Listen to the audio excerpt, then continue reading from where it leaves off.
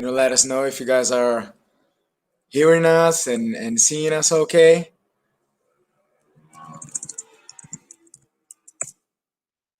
All right, so let's get started.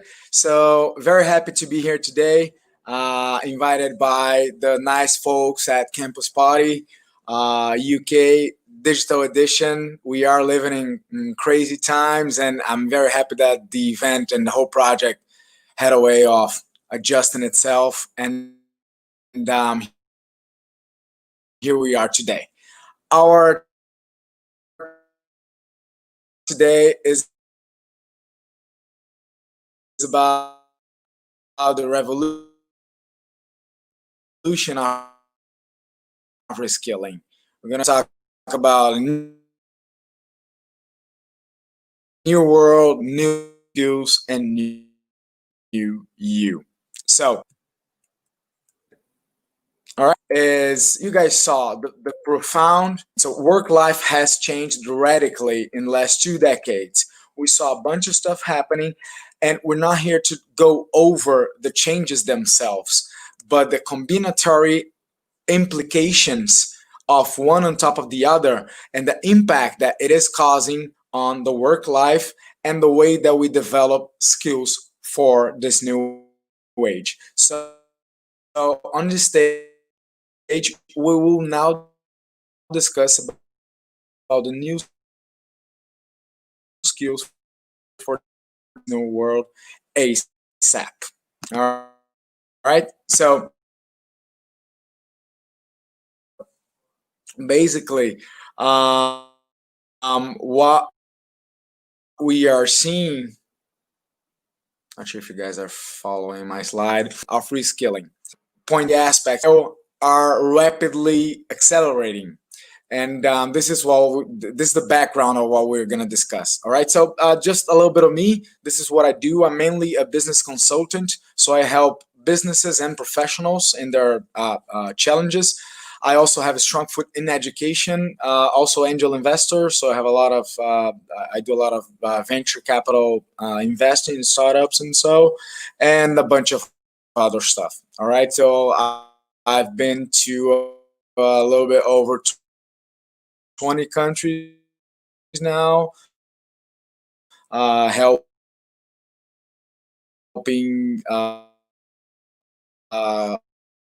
organizations and professionals in these challenges. Besides that, I'm a dad. I'm a dad of two, actually. Hobbies, I'm a more 8 countries. Just a little bit of me. Get what we're talking about. Reskilling differs from other other meanings of skilling. All right, so reskilling is much more linked to requalification, and it differs from upskilling, which should be deepening and being better at something that is already your main core skill. So requalification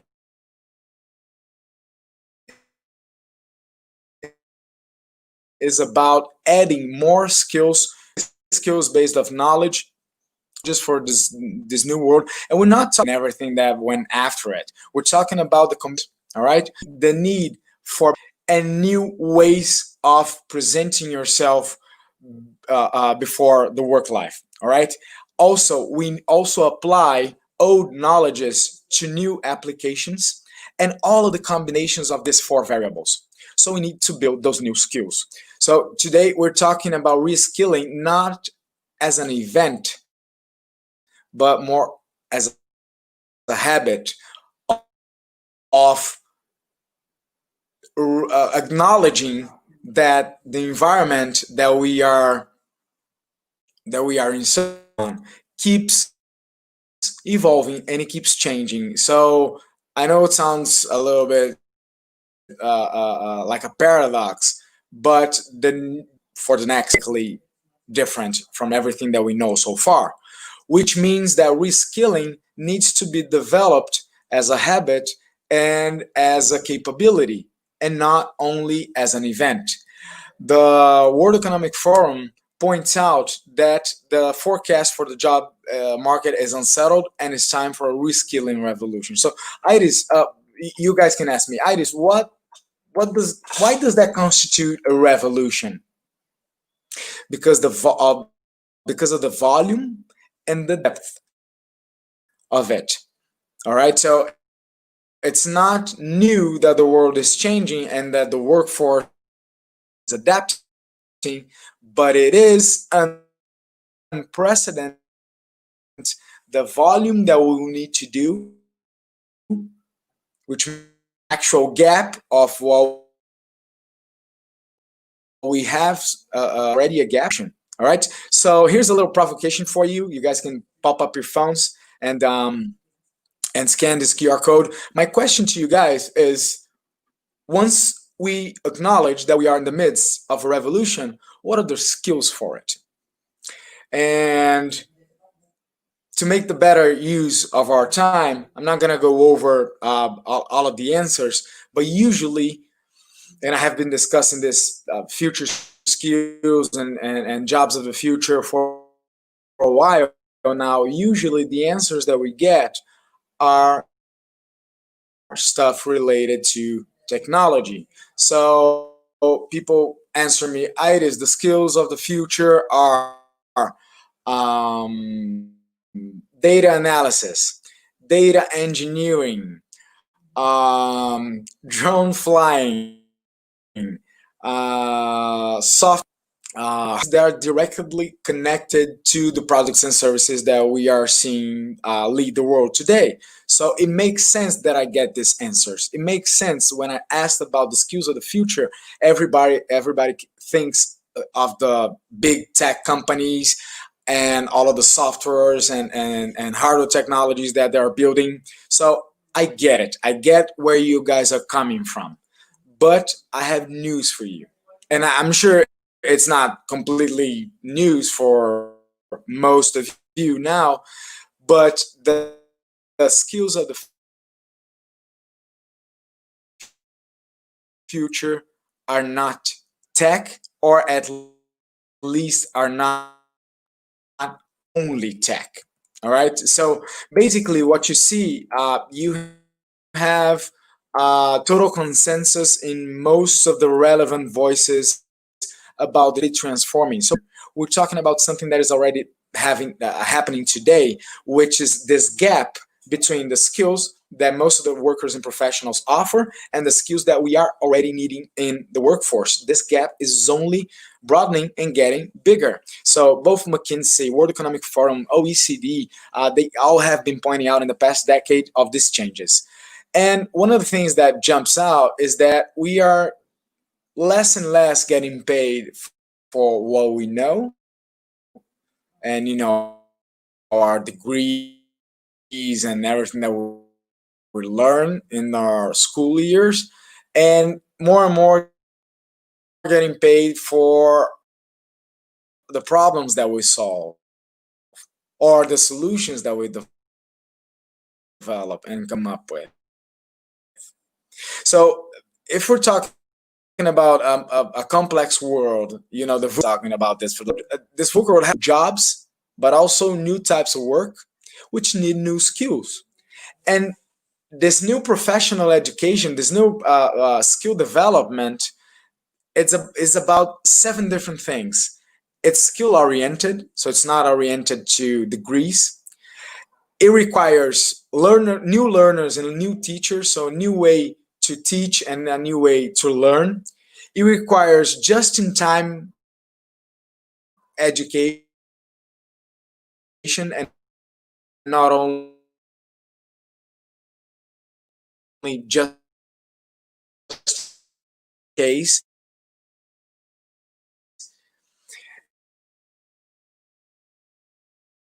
It requires it. It's about lifelong learning, so it's a skill set or to your belt, and make sure before.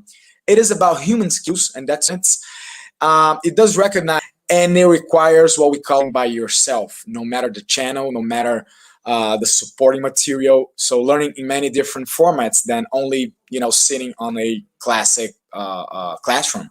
All right, and the big question is, so Iris, if you're telling us that these tech skills that we mentioned are not the skills of the future, are not, or at least are not the skills that we need to worry about the future, what are the skills that we will need to develop in a near short future?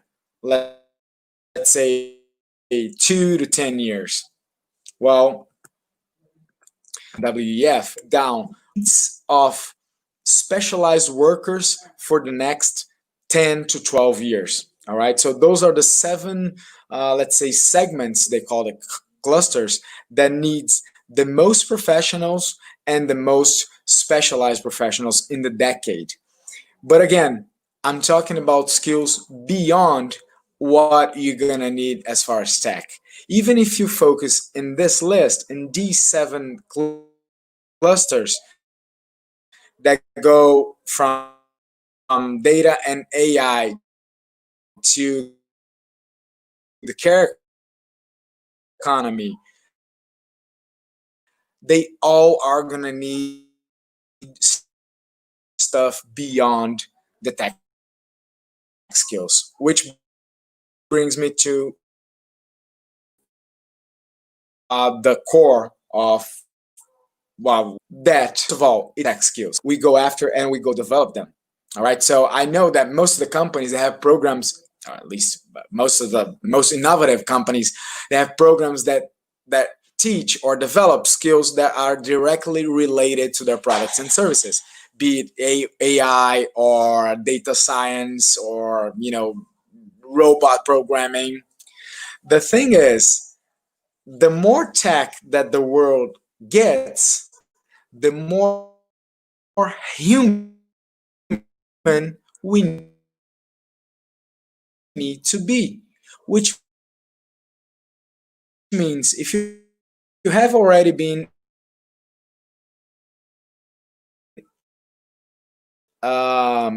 involved in a big major tech project, I have been doing tech in many cultures. Usually the failure of the programmers, they're not related to the field or the, but what makes projects and great businesses fail and the mid run is skills related to the troubleshooting of complex problems, the way that people interact and work together, conflict management, emotion intelligence, cognitive flexibility. So it's becoming more and more obvious to me, and this is the first conclusion that I want to share with you guys. Well, not the first, but one of the main conclusions of today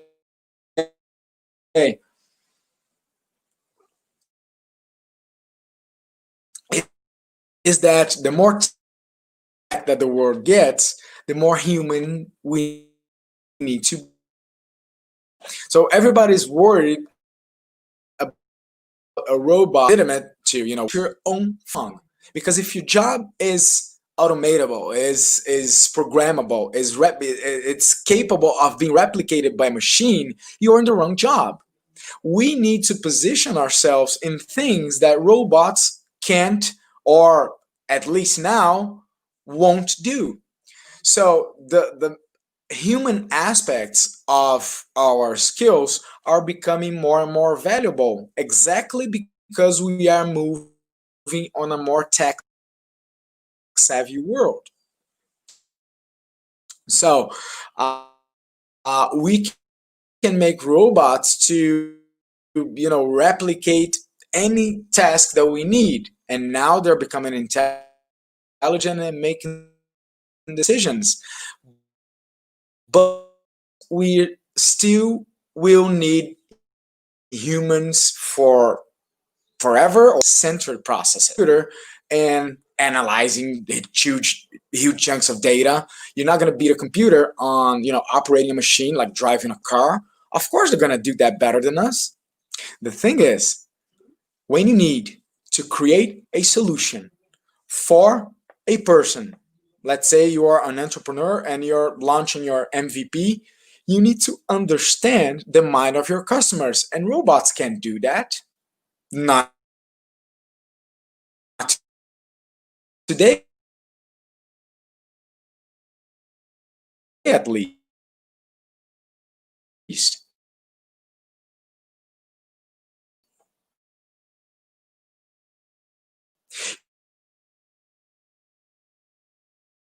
You're gonna need to assemble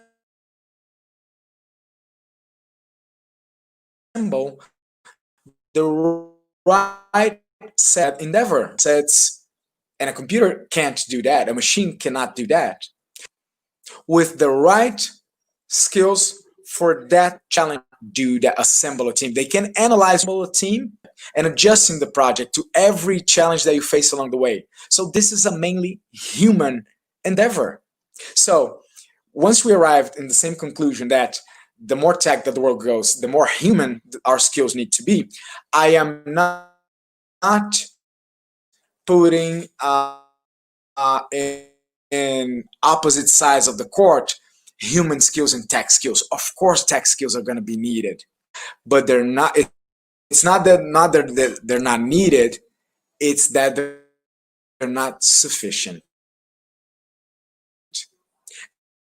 That brings us to the top 10 skills pointed out by a teacher. Let's go over that list. This is based on huge, extensive research by a lot of people that understand about the workforce and have data to arrive on these conclusions. I actually invite you guys to go over the reports and go deep dive on the data. So it's not about the list itself.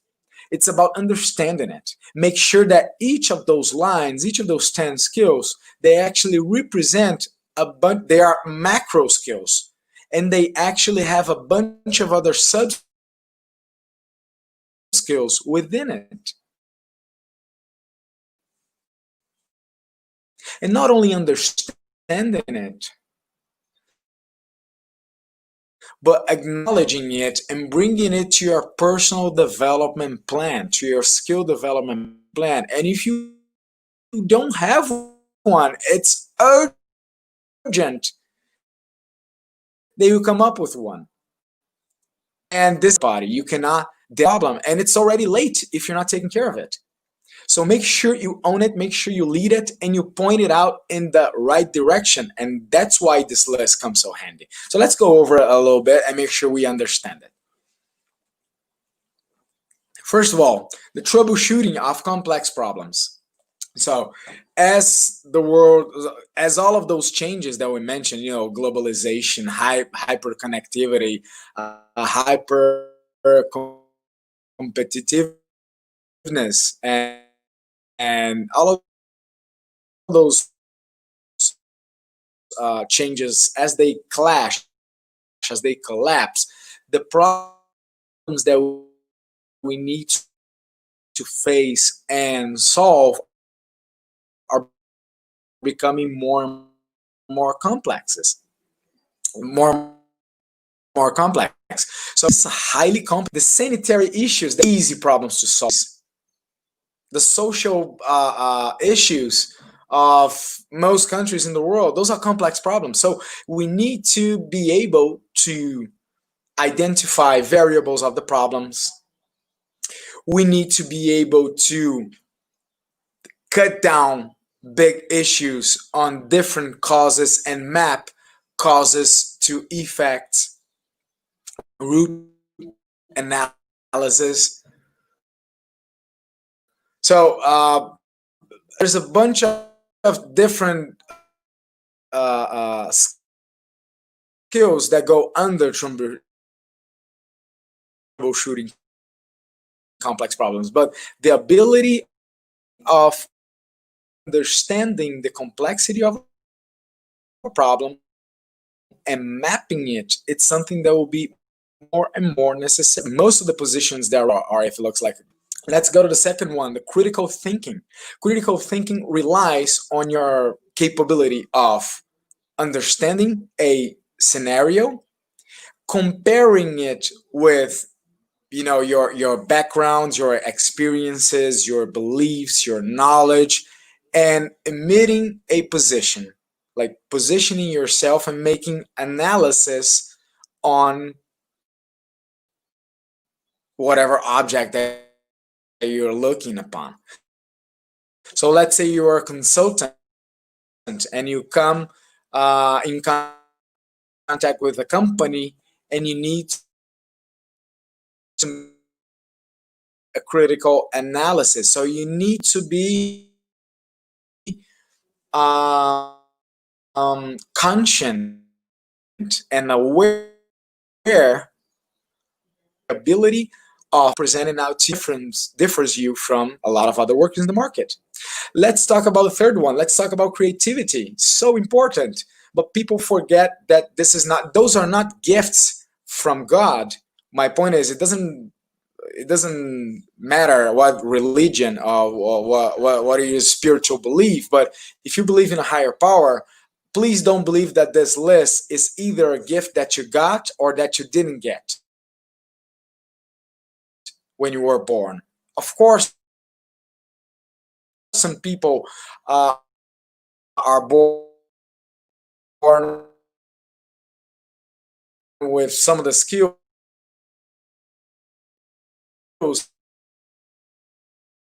already enhanced,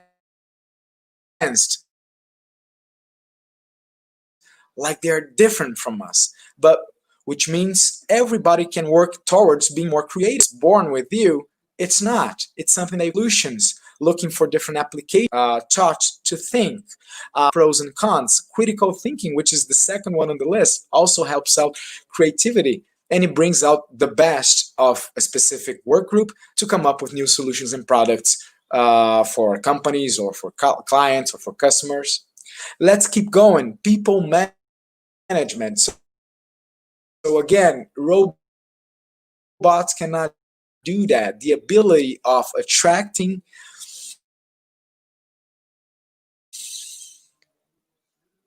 giving feedback, and leading groups of people is becoming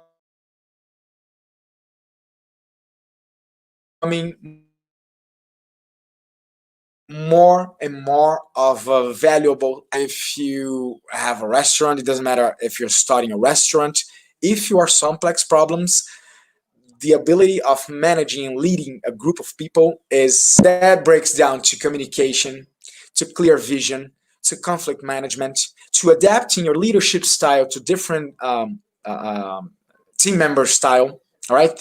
That also connects with the next item, which is coordinate with others. It's not about coordinating others, but coordinating with others. Understanding that success is a sport that is played team-based. Success is a team-based sport. So coordinating, putting your directions ordinary valuable to constant planning. And this brings us to our next topic, emotional intelligence, the ability of dominating the will of your mind, right? So making sure that you are aware enough of your emotions, that you acknowledge your influence and control over them. How do you get in a specific emotional state, and how do you get out of it? How do you choose how to respond in stress-based situations? This is going to be very important. Decision making.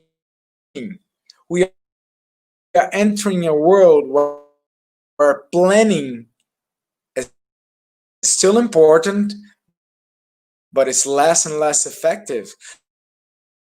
So we have to make decisions, and we are being forced. Whatever data is available, this breaks down to validating the quality of any given data. Decision making also breaks down to a little bit of people management, because usually you get fed most of the inputs that you need for decision making in businesses. Next, go to the next one. Service orientation, being oriented to serve, is very important in this new economy. So let's break it down to customer centricity. So understanding that a customer is the whole purpose of any business existing, or any organization for the matter, and understanding that you the aspect. Let's talk about lines on this list. Negotiation. This breaks down to empathy again, and understanding the others. Um, a lot of preparing, researching, data gathering. This also breaks down to great communication, and why not negotiation techniques. And to the last one, cognitive flexibility, which breaks down to learning agility, being in charge of your own development, and make sure you're always putting in new knowledge, new aptitudes, and new attitudes as well, to be flexible as far as your cognition goes, the way you learn, you store information, the way you databases is going to be very, very important. So I would like to, thank up. I can bring you, seven last messages. That work, career, and education have changed and will never be the same again. What brought us here will not take us further. So whatever the skills that brought us until now, they were necessary, but they won't take us the next steps. We will never stop actively learning. So lifelong learning means we will keep learning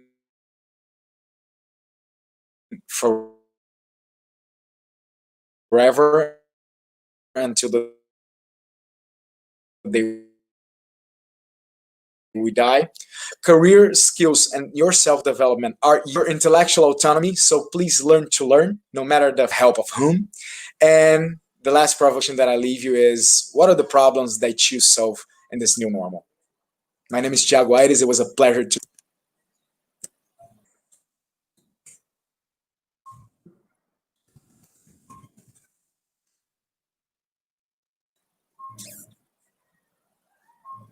All right. I'm not sure if the hosts are controlling the screen. So I would like to thank everybody that was here.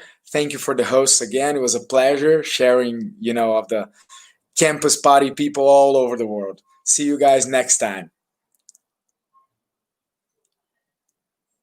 If you guys want, you may look me up at Instagram or LinkedIn, and let's chat together.